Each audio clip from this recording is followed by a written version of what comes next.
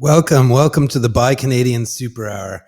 I'm your host, Dave, and today we're going to be, as we always are, each week at Wednesday, talking about Canadian products, talking about Canadian brands out here to support the Canadian economy and the great, magical country of Canada.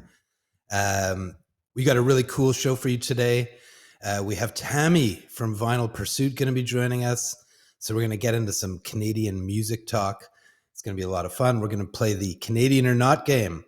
We're going to be featuring products throughout. So if any of you are tuning in now on the social networks, come on down to buycanadian.tv. You'll get a chance to actually interact with us, ask us questions, and purchase items right on screen. Welcome, Ty. We're happy you joined us for the show today.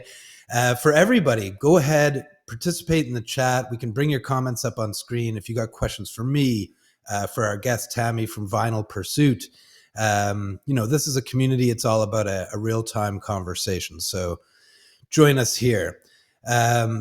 We got a really cool show for you today. As we mentioned, we're going to be digging into some Canadian music. I know the beginning of each of the last few shows, we've been doing a spotlight on a Canadian act and featuring products from Vinyl Pursuit. So I'm pretty excited that Tammy will be joining us. So rather than doing a spotlight by myself, we're going to chat with Tammy, talk about some Canadian music, talk about her business and the Vinyl Pursuit brand. We're also going to be doing a giveaway today. Today's giveaway is a 20% off coupon for the next episode of the Super Hour. So it'll be valid to use the next time we go live. And I'm going to start that giveaway now. You can just add your name and email, and we'll be doing a draw later in the show to pick a winner. So because we're not going to do the Canadian music spotlight, because we're going to focus most of the Super Hour on Canadian music, I think maybe today we'll start with a Canadian or Not game and then bring Tammy in a few minutes. So for those of you who don't know, the Canadian or Not game is our ability to see if an invention, a person, place, or thing is Canadian or not. And we want to make sure that I'm just going to adjust my camera here the other way. There we go. That's a little better. We want to see how well you do. So I'm going to bring up a picture, and then I'm going to open up a vote. And everyone who's watching, bonjour, Tristan. Welcome from the beautiful province of Quebec. We're glad there's people from all over Canada joining us, and we have brands from all over Canada, and more brands are joining every day. So we're really excited about the Buy Canadian group and our new online Canadian department store. So maybe before I do, we play the first game, I'm just going to tell you what we're about at Buy Canadian Group. For those of you who maybe are new to the show, we are the first all-Canadian online department store. We're trying to create a central destination for any Canadian to go ahead and be able to easily discover and buy Canadian products. So we've been curating amazing Canadian brands from all over the country. I want to welcome Schumacher from the Sioux. Awesome to have you here. We are all about Canada. So let's jump right in and see if we can figure out if some of these items are Canadian inventions, products, people, or not. So I'm just going to reset the votes and we will jump right in on that action. So the first one we have, I better bring up the beautiful graphic. Let's get this in there. All right. So the Canadian or Not graphic is up. And the first challenge of the day is table hockey. Do you guys think that table hockey was a Canadian invention? I know it's played a lot in Canada, but was it invented here? So the votes are now open, and we want to see what you think. So far, the votes are coming in all Canadian. So I'm curious to know if that is actually correct. We'll give it a couple more seconds. We still got a Canadian shutout. You can vote more than once, by the way. And unlike in the federal election, when you really only should vote once, here on the Buy Canadian Super Hour, you can vote as many times as you want. Totally legal. Right now, we're seeing 5 votes Canadian, 2 votes not Canadian. I'm going to end the voting now. and reveal. Oh, we got up to 6 Canadian votes. And yes, you are all correct. I'm pleased to say that table hockey is a Canadian invention and was invented by Donald Munro, who handcrafted the first rod hockey board in Toronto in at Christmas of 1932. So that's one of the cool things about everybody getting some time off at Christmas. Gives you time to create some really cool new inventions. So good job. You got that one right. Let's do another. The next, we're going to go back to people. We haven't done people in a couple weeks. So we're going to bring in Finn Wolfhard. Finn Wolfhard, you may know him from Stranger Things. And we are wondering if Finn Wolfhard is a Canadian or not. So obviously no one invented young Finn. We want to know if he was born here. So right now it's a tie. Oh, Canadian has jumped into the lead. So get your votes in now. We're getting an overwhelming response that Finn Wolfhard is Canadian. We're up over 10 votes now. And it's 10-1 voting coming in Canadian. I'm going to give it a couple more seconds and stop the voting. And I can say that, yes, you are correct. Finn Wolfhard is a Canadian. The Stranger Things actor and musician, if you didn't know, grew up in Vancouver's Kitsilano district. Maybe we can ask Tammy if Finn ever put out an album.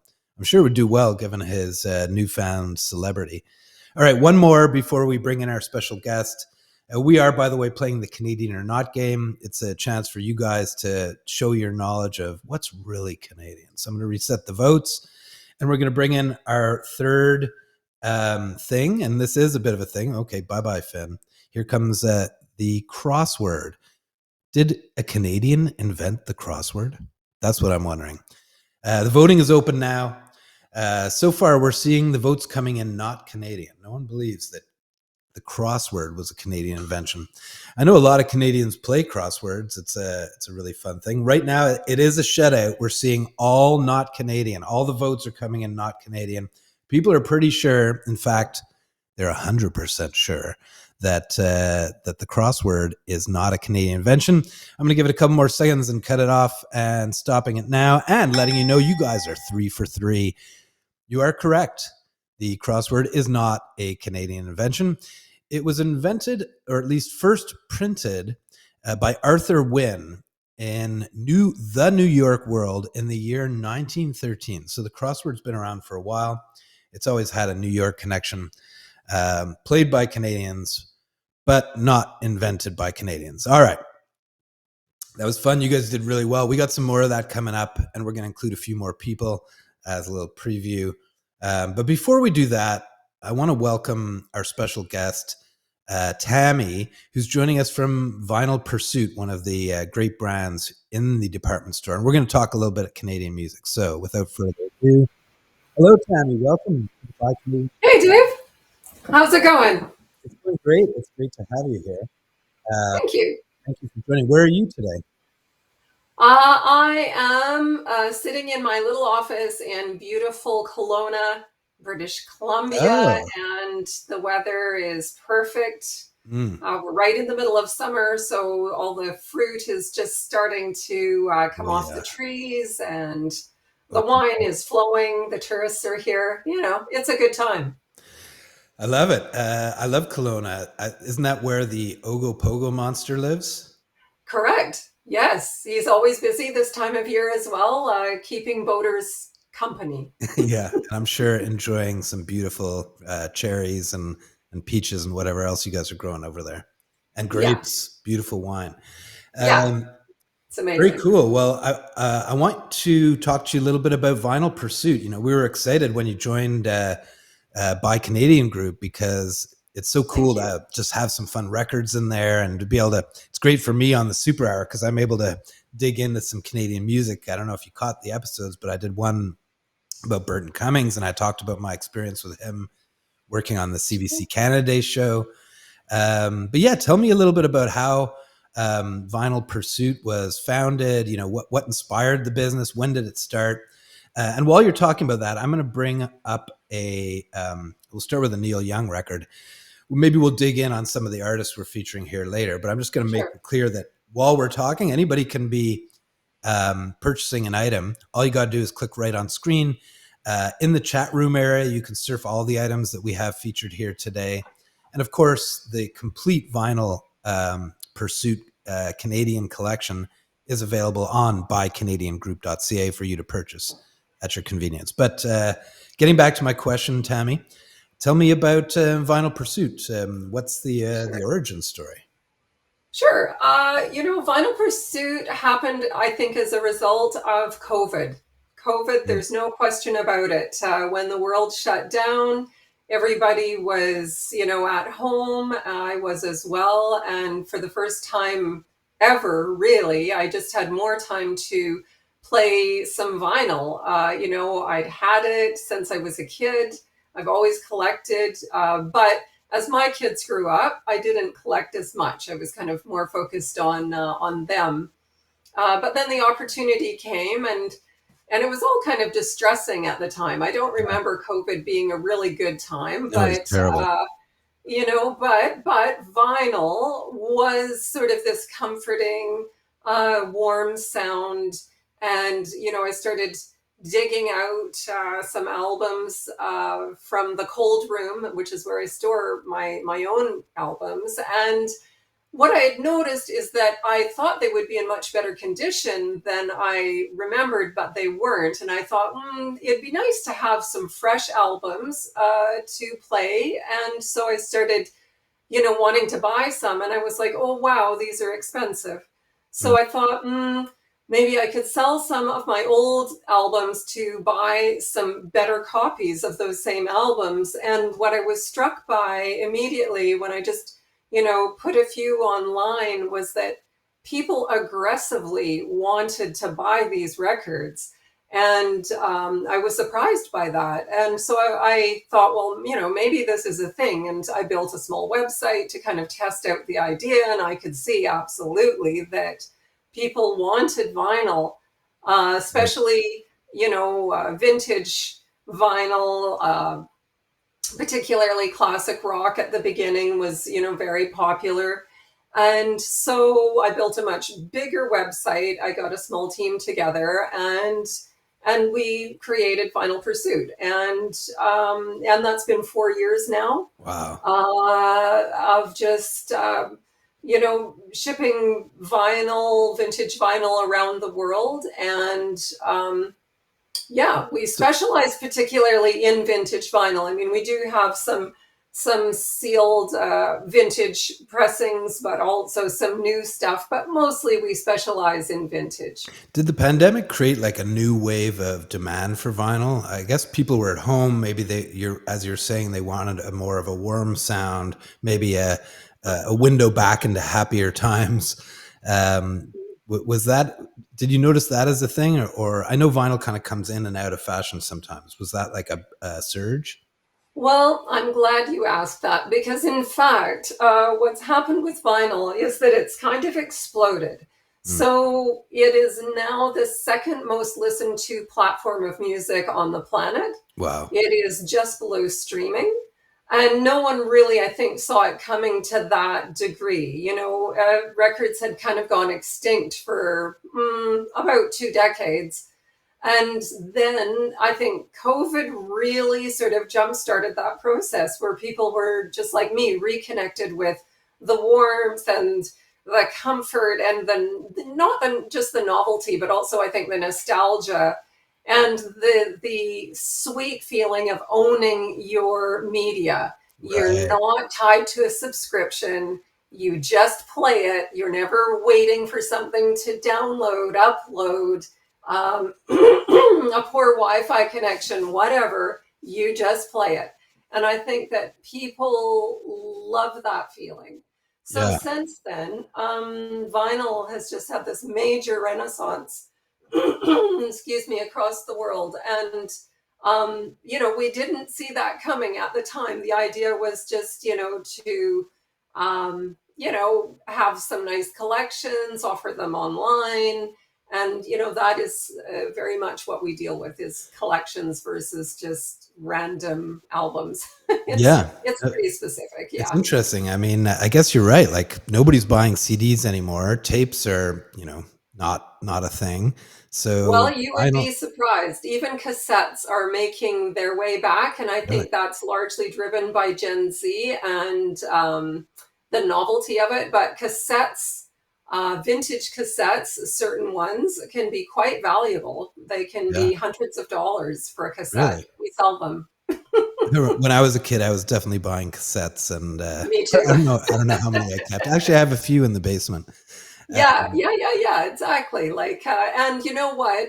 They still sound amazing. I recently had a beautiful deck refurbished that I could never have afforded back in the day, but now they're not that expensive to pick up. And I had it refurbished and played a couple of cassettes, and they sound amazing. Like, I Really? was surprised at how good they were. Yeah, I So, wouldn't have guessed. I know records sound amazing because yeah, it has that warmth, that, as you were saying. So let's talk. yeah, Speaking of collections, let's dig in a little bit on Canadian music. So I know you've yeah, got a very large Canadian collection, and we're certainly only featuring the Canadian artists on the buycanadiangroup.ca sure. website. Um, but yeah, like, do you have a big focus on Canadian music? What's your from a Canadian angle, what you tell us a little bit about what you're doing there. Sure, sure. Yeah, absolutely. I mean, we love to sort of feature and support Canadian music, independent music. Mm, And to that end, we have collections on our website that are very specific to Canadian artists and independent artists. Um, and, Canadian music spans like all of time and for sure. every genre. So it's easy to forget that, we have a major jazz scene, and we have, Right. obviously rock and blues and Leonard Cohen. We we have a lot of amazing Canadian artists. So, the great thing about working and building Vinyl Pursuit has been actually the journey of discovery, learning about Canadian artists that I wasn't really aware. I was like, exactly the game you just played. Oh, I didn't know they were Canadian. Right. And so that never ceases to amaze. Like, it's a good time. It is. We're getting an interesting comment here from Schumacher. I'll remove myself for a second so you can kind of see it and your face. So Schumacher's saying that he likes the idea that the vinyl gives you 20 to 25 minutes per side, which is kind of the right amount of time for one band before switching to another. Is that a thing? I assume like now everybody's into uh, playing singles more than albums, right? But that 22-minute time block, it's interesting because that's also the length of a traditional TV show. Um, I'm kind of curious what you think of that. Well, that's an interesting comment for sure. I mean, originally, I think vinyl was created and produced with the idea that it wasn't really just, sort of a collection of songs. A lot of these artists sort of meant you to go on a journey, sort of from the beginning of side A, you flip the album over, you got to get off the couch, to the end of side B. And that was a journey that they wanted you to go on. Certainly, a lot of the concept albums that was true, but even with bands like Rush, they have something to say, and the only way to say it is actually from one side, 22 minutes to the next side, and that's how they communicate, Right. their message. So, this idea of playing just one song is just a very isolated, insulated experience. It's not the same as taking the journey, taking the ride. Do you guys You know, do a brick and mortar store? Or is it all online? no, we specialize in online sales and service, and we might be one of the only companies in Canada doing that. Yeah. Um, and so, no, I mean, we have a large inventory of maybe about 30,000 albums outside of our inventory on the store in these sort of large temperature controlled lockers that people can come and look at. Oh, cool. But that's not a brick and mortar store. No, There's you don't have. 322 wineries in a 2 hour radius here. So we have a lot of other stuff to do. Who wants to flip through records when you could be having wonderful wine? Yeah. There's a lot of patios to deal with. So yeah, Fantastic. there's that. All right. Well, maybe we should take some time to like dig in on a couple of Canadian artists. So I've got Neil Young up here.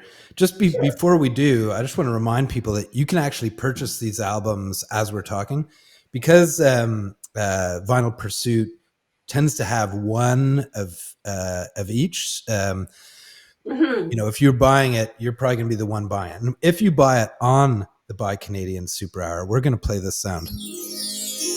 Woo, I that's know. fun. Isn't that nice? So I'm hoping we make a sale or two today.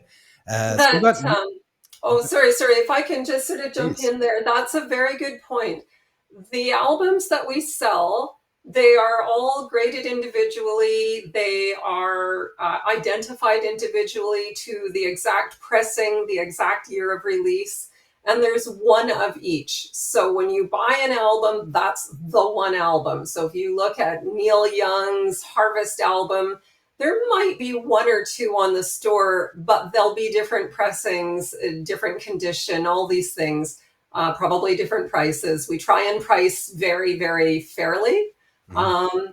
But that's important to note. So thank you for that, Dave. It's literally just one copy of each album. And then we add new albums every day, like fresh pressings, fresh titles every day. Yeah, and for those of you who've been checking out the Vinyl Pursuit catalog on Buy Canadian, I was talking to Tammy this morning. We're going to be getting into a rhythm, bringing in more albums. So keep checking back. We're going to have new stuff coming out all the time.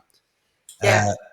So let's talk a little bit about Neil Young. So I got the Neil Young and Crazy Horse album here, but we also have the 1982 Trans original, Mm-hmm. and well, we showed the Rust Never Sleeps. So maybe, is there one in particular you want to highlight today? Oh, gee, Neil Young's catalog is vast and he keeps, releasing albums Yeah, even now. He's actually hugely prolific. And when you think of him in the other bands that he was with, Crosby, Stills, Nash and Young, with Crazy Horse, without Crazy Horse, there's a lot. But I guess one of my favorite times, I suppose, is the Rust Never Sleeps and Live right. Rust, because, when you think of something like Harvest, beautiful. I think I've got a copy here. I don't know how well it'll show on the Oh, here, screen, but let's bring you full screen so you can there show we it. go. So that's like Harvest. Oh, it's backwards. There we go. So Harvest is sort of a classic, maybe Neil Young's most classic work. And it's very acoustic and lovely and warm and certainly of that time. Right, it's a Uh, little bit pop Folky. almost, right? Folky pop. Yeah, folk. It's very folk. And then, he moves through several sort of iterations. And one of the stops along the way was Live Rust and Rust Never Sleeps, which is very electric and Mhm. loud and noisy and chaotic, but awesome. Yeah, It's so much fun. If you're in the mood, you need to turn that up. it really is good, and he has a very distinct guitar playing style, which really kind of comes to life in the electric world, right? Absolutely, absolutely. And Crazy Horse, I think, is an amazing backing band. Like, they deserve a lot of the credit. Although, when you hear him, we just had an album last week. It sold right away. Early live Neil Young at Massey Hall. Oh wow, And we just had to take a listen to it because it just looked so great. And of course, the temptation is to keep these right, albums, the but good ones. you don't want to be like the crazy record lady that's like the crazy cat lady and has like 10,000 albums. You don't want to actually sell You any. don't want to do that. No, that makes. So, you have to just let it go. But it was beautiful. And it totally was about his time as a folk singer. That's originally what he was. But then, think about it. He was Live Rust, that very electric sound. And then he did a thing with a band called the Shocking Pinks, and that was very much sort of a 50s doo-wop kind of sound. Really, I've never heard that He's stuff. been all over the place. And he does have a social voice as well. We were talking, commenting on Schumacher's post about the 22-minute set, and you made the good point that, hey, if you've got a message, it's pretty hard to get it out in 3 minutes. Yeah. There was definitely some political commentary in Neil Young's work. I think to this day, he's still a bit of an activist. Maybe we can even get him supporting the Buy Canadian Super Hour. If anyone knows Neil Young, let him know to tune in Wednesdays at noon on buycanadian.tv. Yeah, that's absolutely right. He is an activist and, all around Canadian guy. It's exciting to see that his career has spanned decades. It's been amazing. And it's fun to take just like one album from each one of those sort of personas that he's moved through. More than most artists, I think people kind of think of Neil Young as one thing, but when you start looking at his discography, he's actually many things. Yeah. Schumacher's pointing out that he's now married to Daryl Hannah, which is a pretty impressive power couple. Yeah, that was an interesting turn. I don't think anyone really saw that coming. No. Okay, well, let's change our focus to the Ottawa-born artist Alanis Morissette. Did you know that I went to high school with Alanis? So, No, I yeah. absolutely did not know that. Well, I guess that makes sense. You didn't know that, but I did.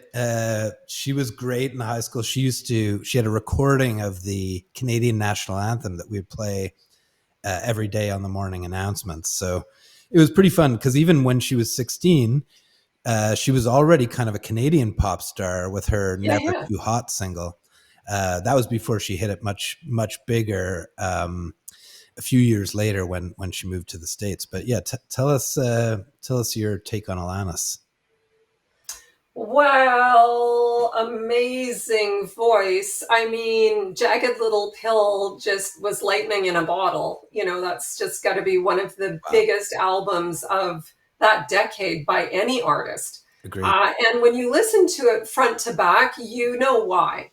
As in most of these classic albums that really capture people, when you just take the time to listen to the whole thing in its entirety, whether you even like the music or not, you get a sense of why it was such a big deal or is still such a big deal, Yeah, you know? And so for Alanis,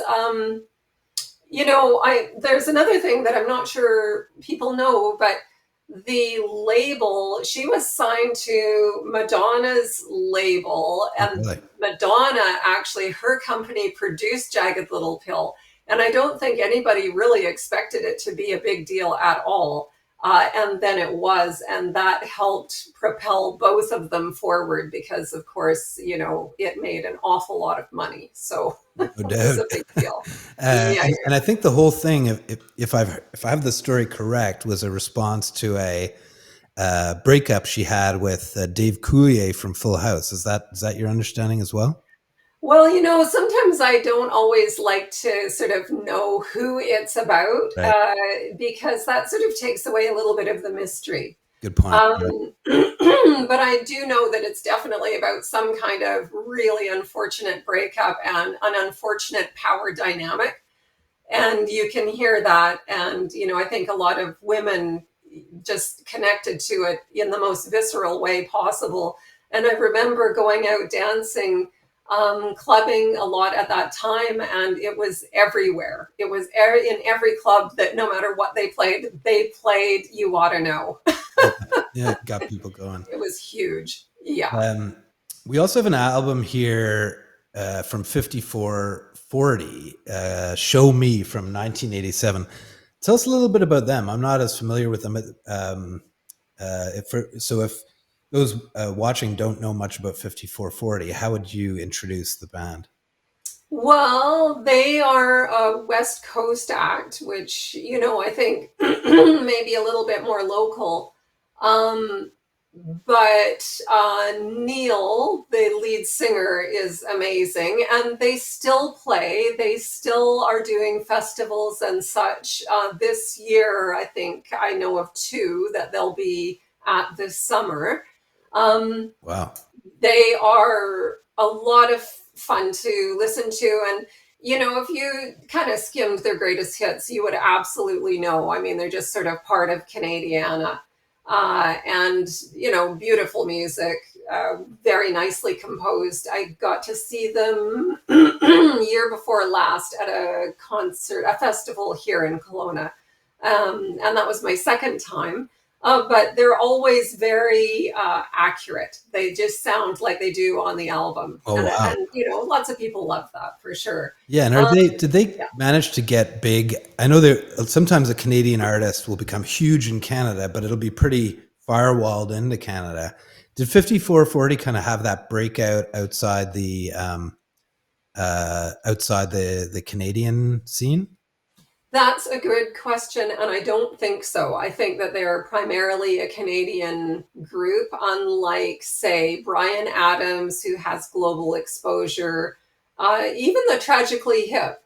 It's interesting. Like, they're so big in Canada, and for good reason. I mean, they're a lot of fun. But, if you talk to somebody in the States, they have no idea really who they are unless they're really into music. But the average person on the street would have no idea. It's amazing. JC's making a comment here that that she thinks that "I Go Yeah, Blind" was covered by Hootie and the Blowfish. Is that correct to your knowledge? that is correct. Yeah, yeah, good one. JC, you're right on. Yeah. Nice. I'm glad, JC. Thank you for tuning in and contributing. And anybody else who has a question for me or Tammy, throw it in the chat room. We're here. We're all about a conversation. And if you happen to be watching on any of the other social platforms, come on down to buycanadian.tv. That's where you can kind of get involved in the chat, buy products right on screen. We had a bunch of products available kind of in the chat room. You can see all the products we're featuring on today's show. But of course, the full catalog is available at buycanadiangroup.ca anytime. All right, let's move to Arcade Fire.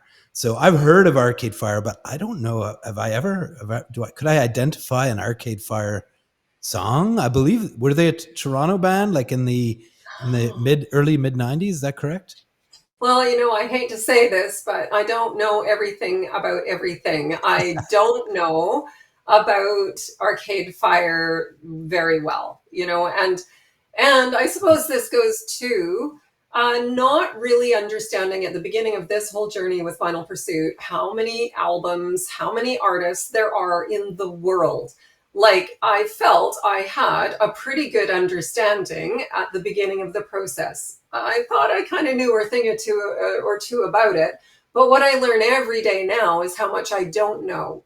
I do Right. not know. I Right. see bands all the time, and I often think it would just be amazing to take a moment and just listen to the album. But, there's so many, it's impossible. We've got a few thousand on the store and several thousand that need to be added all the time. And yeah, no, it's a thing. So I cannot, I think, speak intelligently to Arcade Fire. I don't Well, think I Tristan can, but is now it giving us makes me some want to do it. Tristan is correcting me. They are not a Toronto band. They're a Montreal band.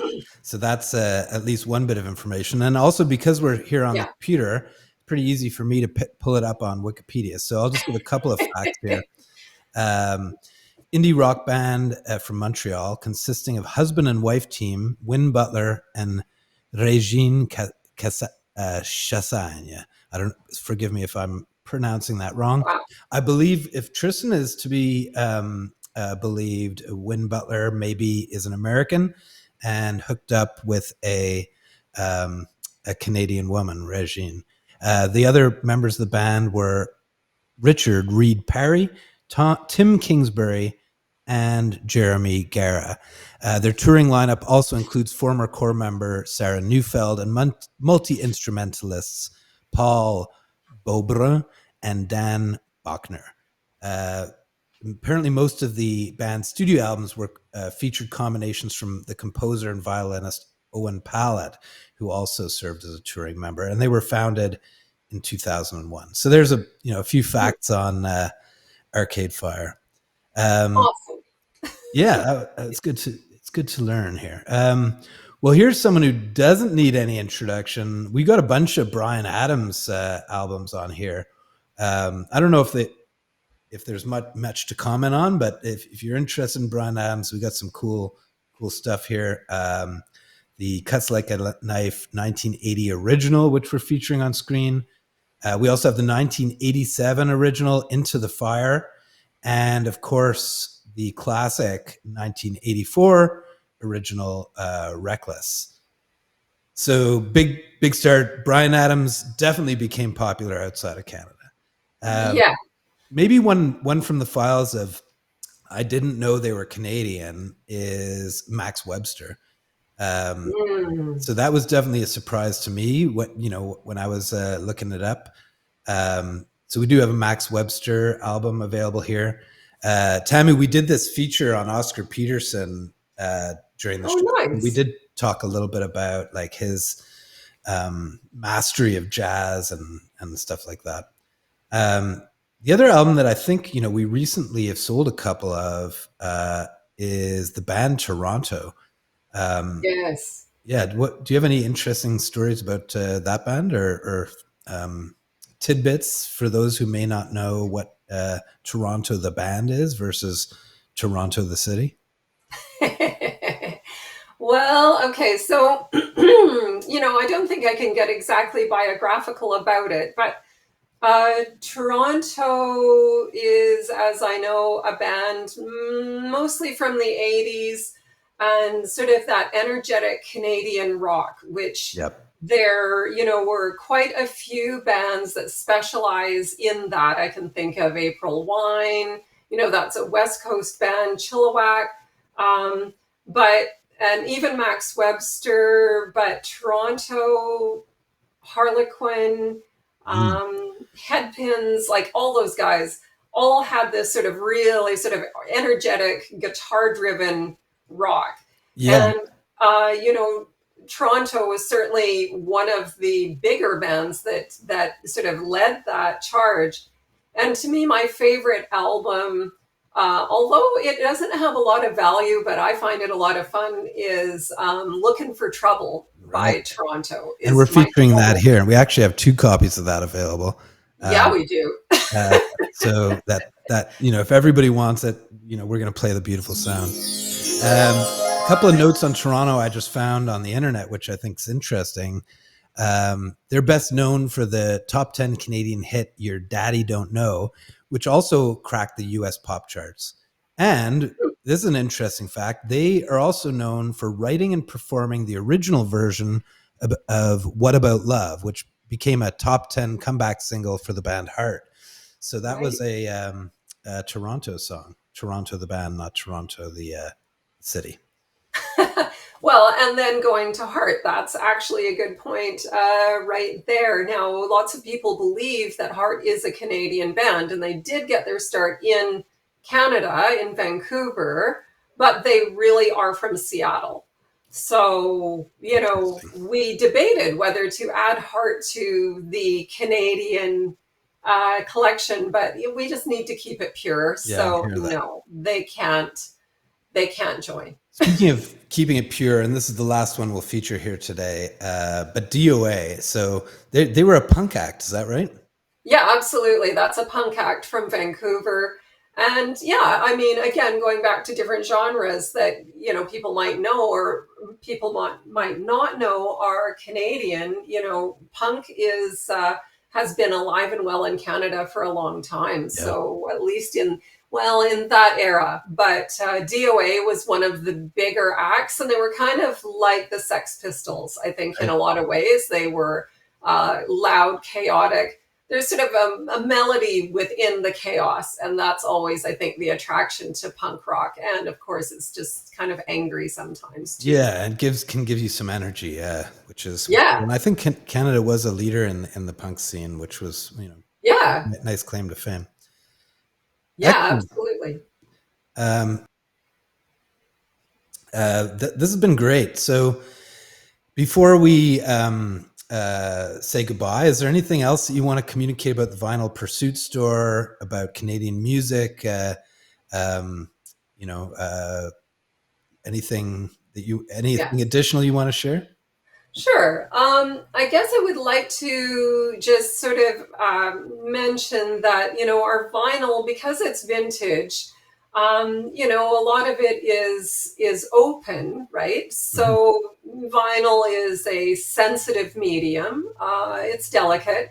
And, I would like to sort of pass on that we sort of we grade the albums. There is sort of a grading system. There's a couple around the world, but we use the gold mine system for grading, which basically tries to communicate what condition it's in, because the condition of the album has everything to do with its enjoyment, its value, its collectible value, Right.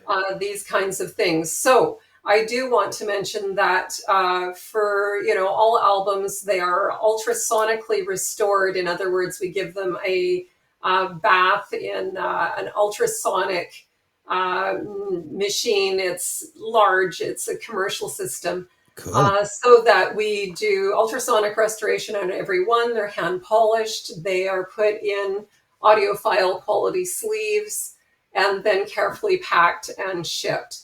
And, to help with the cost of shipping, we have shipping specials that are just ongoing. $10 shipping across Canada if the order is under $125, and free shipping if it's over. Oh, that's So great. that kind of helps, I think, with just buying records. That's how I would want to buy mine. Yeah, I think that makes sense to me because oftentimes you're buying one item, you don't want to Yeah. have half the price be shipping.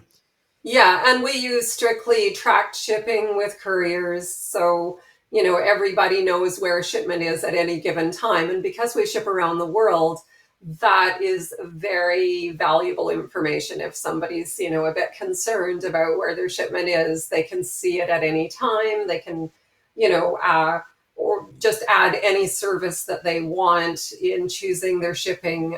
It's live shipping, so it calculates right to your address. So there's no flat fee like that. So that's important. And I suppose the other thing too is that, we've garnered hundreds of verified 5-star reviews from customers around the world. And I think that why that happens is, we try and be very, very accurate about describing what you're buying.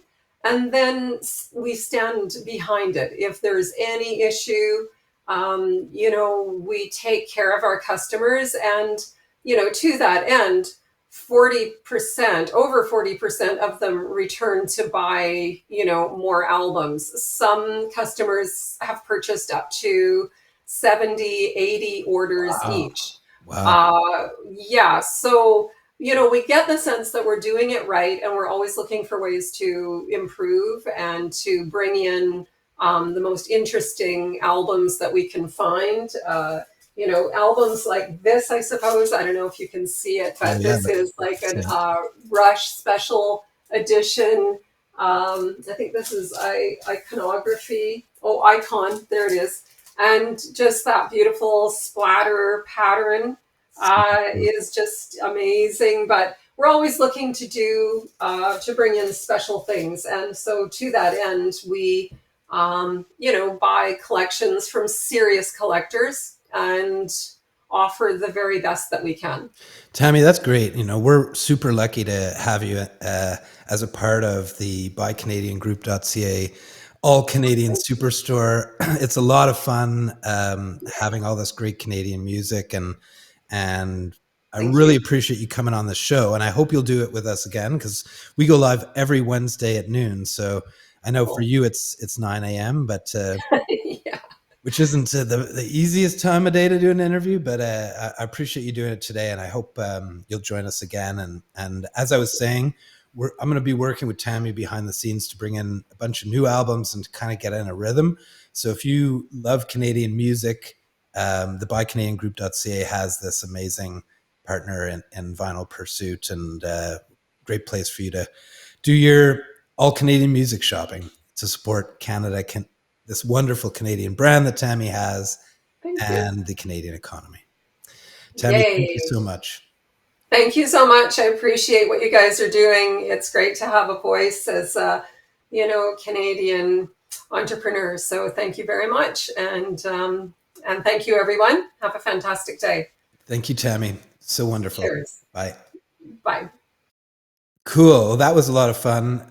For those of you who know, I'm a big Canadian music fan, and I've been enjoying doing the Canadian music spotlight. So it was a treat to have Tammy here and kind of dig in on what they're doing at Vinyl Pursuit. And it's such a cool thing. And vinyl's just a fun thing to buy, to collect, to listen to. It's very, very rewarding. So we're going to have all the albums we featured here today available in the chat room, so you can go ahead and buy them.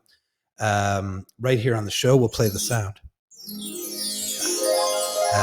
And then the whole collection is available at buycanadiangroup.ca anytime you want. Cool. Okay, so are you guys ready for another round of Canadian or Not? I think we did really well in the first one. So let's give it another go. Okay, so I'm going to bring up the beautiful Canadian or Not graphic. We're going to leave the DOA available here because I'm hoping someone buys a punk record just to have that beautiful feeling. Okay, so the Canadian or Not game is where, for those of you who don't know, is where we ask you whether a person, place, thing, or invention is Canadian or not. And the next item that we are going to be voting on is the metric system. The metric system. I like this graphic because it shows, America on the branch. But we want to know, was the metric system invented by a Canadian or, plotted out? I don't know if you call that an invention or not. The voting is open now. I encourage you to button mash away. Tell us what you think. I don't think people are quite sure of this because we're not seeing a lot of votes come in yet. The question is, the metric system, is that Canadian or not? So we'll give it a couple more seconds. People aren't sure, so we got a tie. Like I've literally not done one of these where everyone has been on freeze. No one's voting. Where's the confidence and understanding of the metric system? All right, we'll give it a couple more seconds, and then I'm going to let you know the answer. All right. Oh, you know what? I never started the vote. That would help. That would explain why no one's voting. We're going to start this again. Okay, now here come the votes. All right, wow. I guess I built up some pent up voting there. We're now up. The votes are coming in fast and furious. We're up to 12 votes not Canadian, 14 votes not Canadian, and only one vote that the metric system was invented in Canada. The votes are continuing. We're up to 20 votes not Canadian. This is actually, it went from the least response to the greatest response. And that's probably because I forgot to activate the voting. We'll give it a couple more seconds and stop the voting now. And you are correct. The metric system is not a Canadian invention. It was adopted by the French National Assembly. So they called it the meter-based system. And it was, adopted in 1795. So it's been around for a while. I don't know. Maybe we should do a vote on whether we think, when we think the US will adopt it, if ever. Okay, so we are batting 4 for 4 here. The next one's a fun one. I want to know if, do I even need to say the name? Mr. William Shatner. Is William Shatner a Canadian? You may know him from TJ Hooker, Star Trek, going into space with, I think he went into space with Bezos, which was a strange thing. Whoa. Okay. Now, this may be a new record for the number of votes. We are already up to 60 votes Canadian to 0 not Canadian. So I'm wondering, well, that's a great question, Schumacher. thingy. I'll look into that for the next one. Maybe that can actually be we could vote on it. Is the word thingy a Canadian word? I'm not sure. And yes, it is an amazing graphic. I think it captures what Shatner was able to do, which was bring a level of seriousness and comedy in the same facial expression. So I think we're definitely at a new record here. We have a shutout. 66 of you think that William Shatner is Canadian, and 0 of you doubt that he is Canadian. I think this is pretty clear, so I'm going to stop the voting. And if you didn't guess, you are correct. William Shatner was, or continues to be, a Canadian. The original Captain Kirk was born in Montreal and actually began acting in Stratford, Ontario. He also had a cottage, from my understanding, because my family is from Montreal, and they had a cottage up near St. Agathe and the Laurentians, and the Shatners had a cottage up there too. So that was kind of one of the stories I heard as a child. There were no starships landing there, mostly the usual spring water, maple syrup, lake swimming, the beautiful, beautiful Laurentians. So we are batting 5 for 5. That's amazing. This time, I'm not going to forget to reset the votes or start the votes, because that's how to do it right. So the next one is the Bunsen burner. So you can't see the whole graphic there. I'll remove the Canadian or not so you can see it for a second. So we're wondering, is the Bunsen burner a Canadian invention or not? In the meantime, now that you've seen the whole image, I will bring back the overlay so everyone knows what we're doing. The voting is active and we have a tie. So 2 people think Canadian, 2 people think not Canadian. Maybe everybody is looking it up right now. But we're wondering if the Bunsen burner, which is commonly used in labs to very carefully control the temperature and the flame size for experiments, we're wondering if the Bunsen burner is Canadian or not. Right now, we're seeing not Canadian jumping into a lead. I'm going to give it a couple more seconds. Oh, we're back to a tie. Give it a couple more seconds to break the tie. We're wondering, is the Bunsen burner a Canadian invention? And I'm going to stop the voting now. We have a tie. So I will reveal the correct answer. I'm going to give you guys credit, even though it was a tie, just because it's a nicer sound than this. And the answer is no. The Bunsen burner was popularized as the first adjustable flame lab burner in Heidelberg. I believe that is in Germany in the year 1855.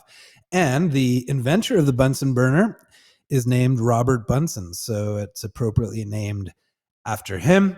It's his burner, not Canada's burner. But we're still doing real well here. And I'm ready to do another one. I'm having fun with the Canadian or not game. We got another one good to go. The votes have been reset. And we are wondering next, I'm going to remove the Bunsen burner and bring in lacrosse. So we are now have the voting opened. And the question is lacrosse a Canadian thing? Was it invented in Canada? Right now, the votes are coming in all Canadian. Just like DOA, by the way, lacrosse is a bit of a punk sport, I think, so you can celebrate lacrosse by buying DOA. And yes, I believe you are correct, JC, that lacrosse is the national sport, for fear of giving away the answer here. But we do have a shout out. Everyone's voting that it's Canadian. I'm going to stop the voting now and let you know that you are correct. Lacrosse, or at least its modern rules, is a Canadian invention. So originally it was an indigenous stickball game, and it was formalized as lacrosse in Montreal in the year 1867, which is also the year of Canadian Confederation. So it kind of lines up. We're inventing sports, founding nations. Canadians are really amazing people. So great work. We are continuing to bat 1,000 here, assuming we give you the credit for the tie in the last one. And hey, we could keep playing Canadian or not all day. May as well while we're at it here. I'm going to maybe before we do that, let's take a little Canadian or not break. and talk about a couple other products I have featured in today's show. One I don't know if you saw, I think the first ever episode of the Buy Canadian Super Hour, we were featuring Smriti and her Canadian snuffle mats. So I thought it would be nice to, bring those up to your attention. It's actually a cool thing for pet lovers. It's a way to kind of send your pet to university, train them. And we have that available here. Of course, we got a full collection of snuffle mats available on the buycanadiangroup.ca website. We also have products here for beauty and health from amazing Canadian merchants. So we've got a few of those available, from lip liner to rejuvenating gel to Alberta Wild Rose and Cranberry Fragrance Oil. We've got some amazing brands. This is an amazing place to go gift shopping. Like if you want to feel good that you're buying Canadian, you have to buy some gifts. We give you a way to really figure out, is this product Canadian? And we even break it down further than that. Like, was it made in Canada? Is it Canadian owned? We're doing the research for you, so your buy Canadian experience is easier. All right, let's close it with another couple of Canadian or not games. I want to know, this one's good for the techies or the technical folks out there. I want to know if the original search engine, which is called Archie, whether Archie was a Canadian invention. So before there was Google search, there was the Archie query form. And we're asking you, was that invented in Canada or not? Obviously internet searching became, a core to like the last 20 years of, living on the planet. We're talking about the Archie query form. And Doug's wondering, could it be Canadian? And right now the voting is coming in all Canadian. So we'll give it a couple more seconds. Right now we have a shutout. And not Canadian is rolling up. So we now have a tie. So I'm going to give it a couple of seconds to break that tie. Colin, you never heard of the Archie search engine? I admit I hadn't heard of it before I was preparing for today's show. This is a very close vote. Canadian has now jumped back into the lead, 5-4. We'll give it a couple more seconds and reveal the answer. It's up to 6-4, so it's moving Canadian, and that is correct. The Archie, which was the first web search engine, so I guess we can claim that web search engines were invented in Canada, is a Canadian invention and was invented by a McGill student. So we got a real nice Montreal theme today. The McGill student Alan Emtage wrote Archie in 1990. That seems early, years before Google. So pretty cool. All right, one more.